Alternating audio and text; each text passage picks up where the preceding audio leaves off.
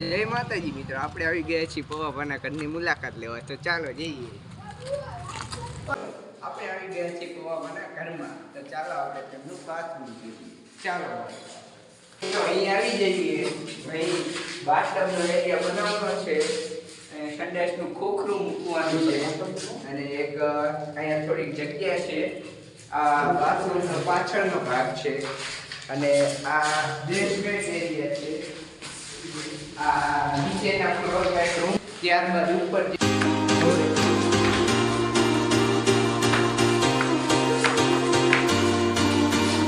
તો મિત્રો આપણે આવી ગયા છીએ ઉપરના માળે. તો ઉપર એક રૂમ બનાવેલો છે નાનરેવો. ત્યારબાદ અહીં એક સંડાસ બાથરૂમ છે જે એકદમ ડિજિટલ મોડમાં બનાવવાનું છે. તો તમે જોઈ શકો છો કે આવું બન્યું છે. ત્યારબાદ આપણે જઈએ ધાબાની આગળ પાછળના ભાગમાં. અહીં આપણે જોઈ શકીએ છીએ ઘરમાં 2 જણાને જ રહેવાનું છે. આ ત્રીજો માળ છે. અહીં સીડી નથી આવી. સીડી આવે ત્યારબાદ અમે તમને ઉપર જઈને બતાવશું.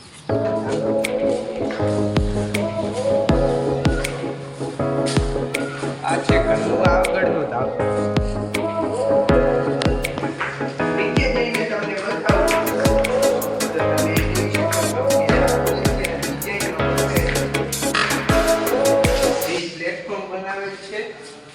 અને ત્યારબાદ અહીં ટાઇલ્સ પડી છે થોડી. અહીંયા પેડલી બનાવેલી છે. આ રસોડાનો બેઝમેન્ટ એરિયા છે, અહીં પેડલી બનાવેલી છે. અહીં ફ્રીજ રાખવાની જગ્યા છે.